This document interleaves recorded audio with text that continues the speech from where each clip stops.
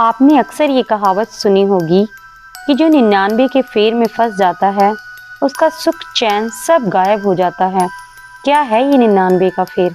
आइए इसे एक प्राचीन कथा के माध्यम से समझते हैं। बहुत समय पहले एक राजा था। उसके महल में एक नाई था। वह राजा के बाल काटता, मालिश करता, हजामत बनाता। राजा बड़ा हैरान होता कि वह हमेशा बड़ा प्रसन्न, आनंदित और मस्त रहता है। तनख्वाह के रूप में उसे रोज का 1 रुपया मिलता। 1 रुपया रोज में वह खूब खाता पीता और अपने परिवार को भी खिलाया पिलाया करता। रात में जब वह सोता तो उसके पास 1 पैसा भी नहीं हुआ करता। सभी खर्च हो जाते और वह निश्चिंत होकर सो जाता। सुबह फिर काम करने के बाद उसे 1 रुपया मिल जाया करता। वह बहुत खुश था, इतना खुश था कि राजा को उससे ईर्ष्या होने लगी, क्योंकि राजा भी इतना खुश नहीं था।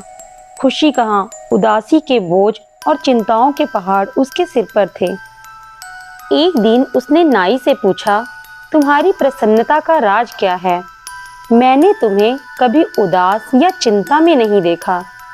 ऐसा क्या है तुम्हारे पास जो तुम चिंता मुक्त हो और हमेशा प्रसन्न रहते हो? मुझे भी वो राज बताओ ताकि मैं भी चिंताओं से मुक्त हो सकूं।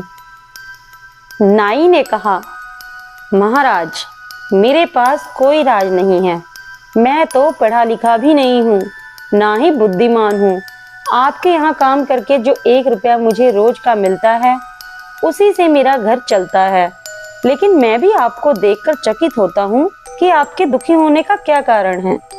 आप तो राजा हैं, सब कुछ आपके पास है। मेरे पास तो कुछ भी नहीं है और मैं सुखी हूँ। आपके पास सब है, फिर भी आप दुखी क्यों हैं? जब नाई घर चला गया तो राजा ने वजीर को बुलाया और कहा, इस नाई का राज खोजना पड़ेगा। यह नाई इतना प्रसन्न रहता है, इसका जरूर कोई कारण है। मुझे इससे ईर्ष्या होने लगी है। मैं कभी कभी सोचता हूँ कि इससे बढ़िया नाई ही होता। राजा होकर न दिन में चैन है, ना ही रात में नींद आती है और रोज चिंताएं बढ़ती चली जा रही हैं। एक समस्या हल करो तो 10 नई और खड़ी हो जाती हैं।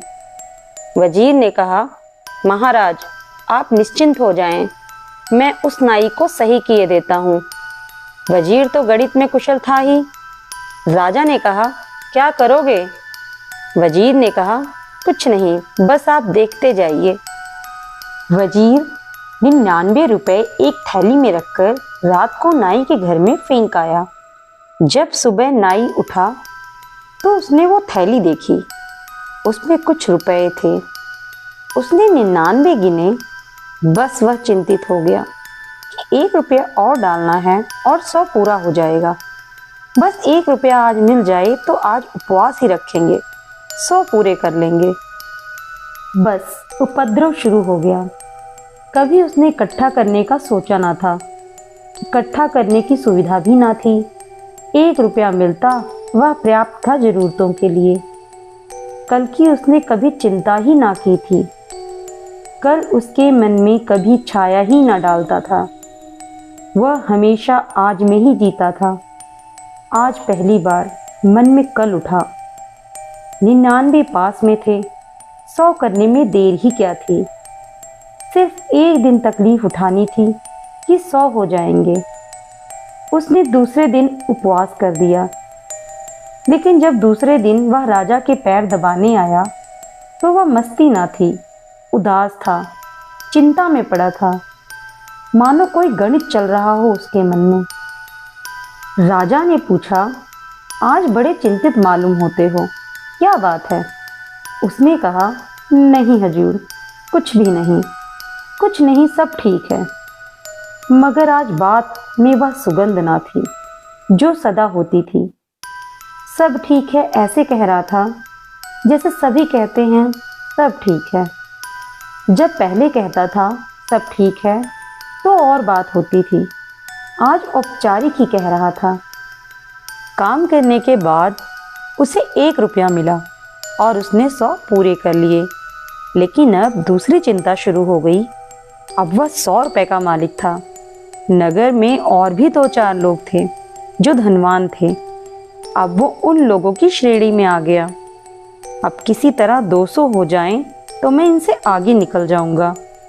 अब जब घर वाले पैसा मांगते तो घर में झगड़ा होने लग गया कि तुम लोग बहुत खर्चा करते हो।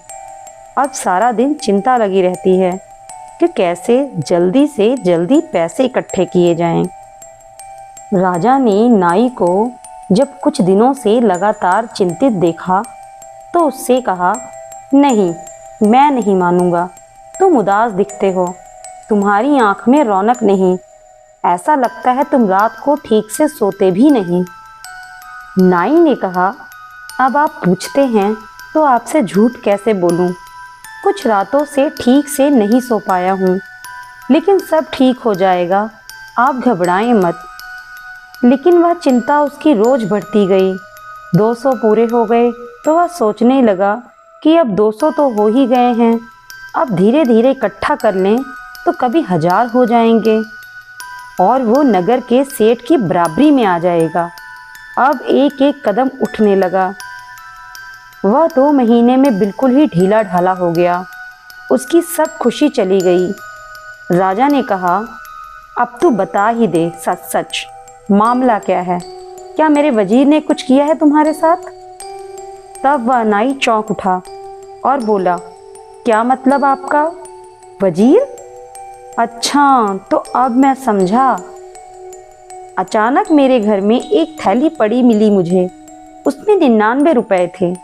बस उसी दिन से मैं मुश्किल में पड़ गया हूँ।